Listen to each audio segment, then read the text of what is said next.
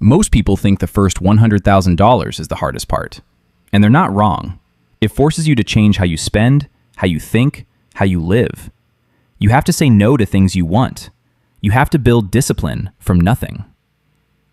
But there's another stage that almost nobody talks about.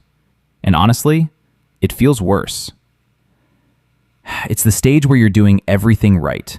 You're saving consistently, you're investing regularly, your net worth is growing, but your life doesn't feel any different. You check your portfolio. The numbers are higher than before, but nothing has really changed. You're still working the same job, still trading your time for money, still waiting for something to kick in. This is the $100,000 to $250,000 phase. And this is where a lot of people quietly get frustrated. Not because they failed, but because nothing feels like it's working fast enough. It's a strange kind of plateau. Not a financial one, your money is growing, but a psychological one. Because at this stage, your progress is still tied to you. Every dollar in your portfolio still feels like it came directly from your effort, from your hours, from your discipline. You're no longer struggling to survive. You're past that phase. But you're also not experiencing the freedom that everyone talks about. So it creates this quiet tension. You start asking yourself, when does this actually start to feel different? And the answer is, it's not about working harder. It's about something most people don't even realize is happening yet. There's a shift that begins to take place around this level of capital, and it has nothing to do with motivation or discipline or even income. It has to do with something I call financial velocity. At lower levels of wealth, your system runs on one engine. You work, you earn, you save, you invest. That's it.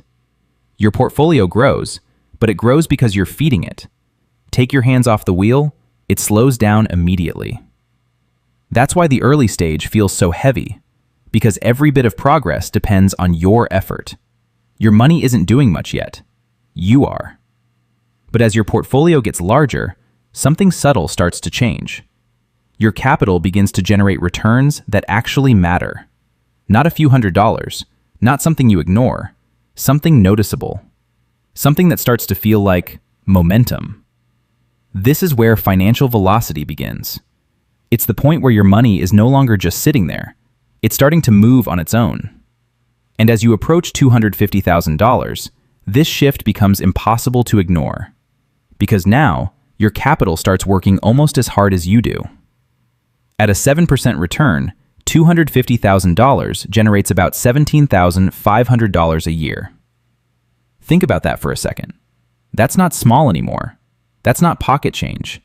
That's not something you casually overlook. That's a second income. An invisible one.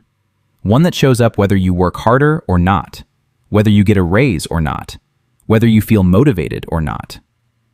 And this is the moment where the entire system begins to change. Because for the first time, your money is contributing to your future at a level that actually competes with your effort. Before this point, everything came from you. After this point, it's no longer just you. Now there are two engines, your labor and your capital. And the second one doesn't get tired, doesn't need motivation, doesn't run out of time. But here's where it gets uncomfortable. Because this is also the point where the relationship between effort and outcome starts to break. Up until now, your brain has been trained to believe something very simple. Work more leads to earn more, leads to save more, leads to grow more. Linear, predictable, controlled. But once your capital reaches a certain size, that relationship starts to distort.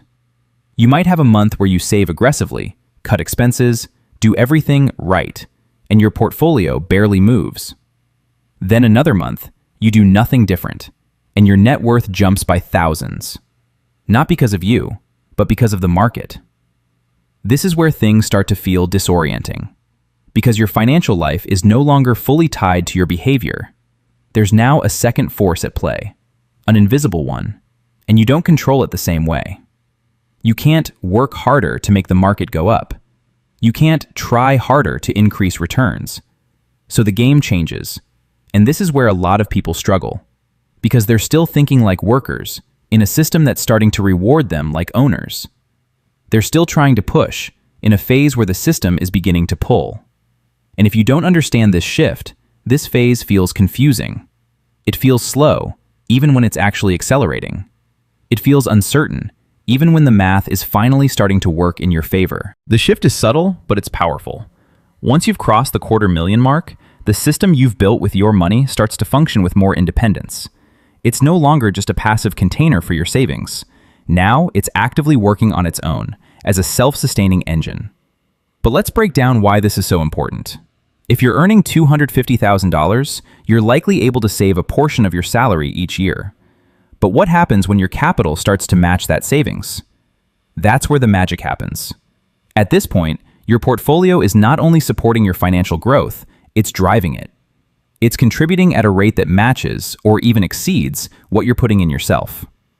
Think about it. If you're earning a 7% return on your $250,000 portfolio, that's $17,500 annually. For many people, that's roughly the same as what they could save from their salary in a good year. But now, that money is working without you. It's not dependent on your labor, your time, or your energy.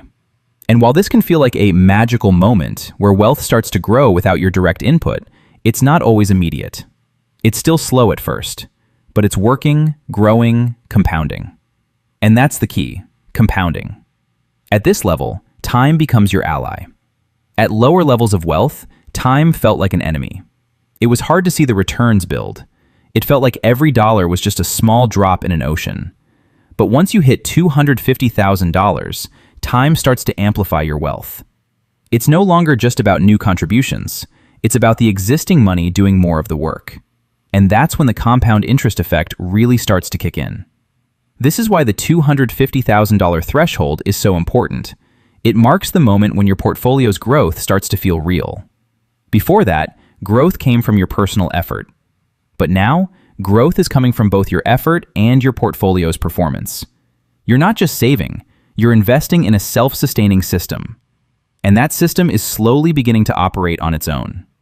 But there's one more crucial factor to consider. What happens as your portfolio grows even further? Once you're at this stage, the returns keep compounding, but they don't grow in a linear fashion.